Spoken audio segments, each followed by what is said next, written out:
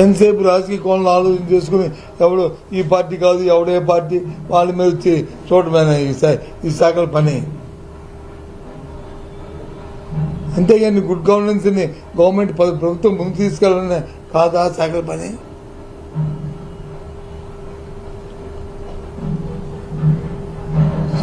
Very unfortunate ఇది. అందుకే ఆ బాధతో మీ దగ్గరికి వచ్చి మాట్లాడుతున్నాను. ప్రభుత్వం అన్ని రంగాల్లోనూ వైఫల్యం చెందింది. ఏ ఒక్క రంగంలో ఏ ఒక్క వర్గానికి కూడా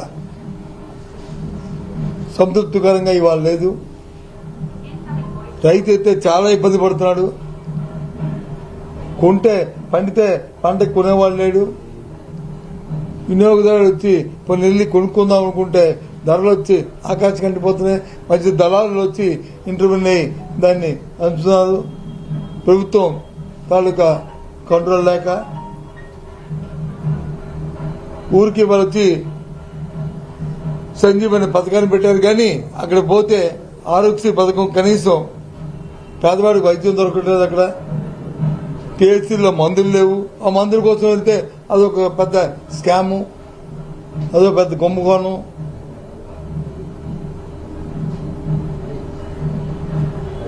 ఆ ఎన్ఆర్టీసీ పనికి వెళ్తే మరి పనికి వెళ్ళకంట ఏది వాళ్ళకి ఆదరేసి డబ్బులు కూడా తీసుకుంటారు. నేను మొన్న రాశాను లెటర్. మళ్ళీ ఈ మధ్యకాలంలో రెండు లెటర్లు రాశాను సాక్ష్యాలు రుజువులతో సహా. జరుగుతే ఎక్కడో దగ్గర. కానీ ఆ జరిగిన దాన్ని ఎంక్వైరీ నీ దృష్టికి వచ్చినప్పుడు దాన్ని ఎంక్వైరీ చేసి దాని మీద చర్య తీసుకుంటే ఇంకోటి జరగకుండా ఉంటుంది. ఇంత పెద్ద సొసైటీలో జరగడానికి అవకాశాలు ఉంటాయి. నేను దానికి వ్యతిరేకం కాదు. దాన్ని నేను టోటల్గా దాన్ని ఖండించలేను. కానీ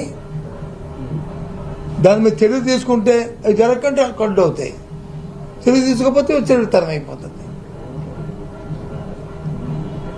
అధికారులు మంత్రులు మాట చెప్పడం కాదు, పనులు క్షేత్రస్థాయిలో ఆ పనులు చూపెట్టాల. నేనేదైనా చెప్పి రాస్తే అమ్మో వీళ్ళు వైసీపీ వాళ్ళు రాశారు, ఇది బయటపడితే అలాగా. బయటపడితే ప్రజాధనం బయటపడితే అలాగా.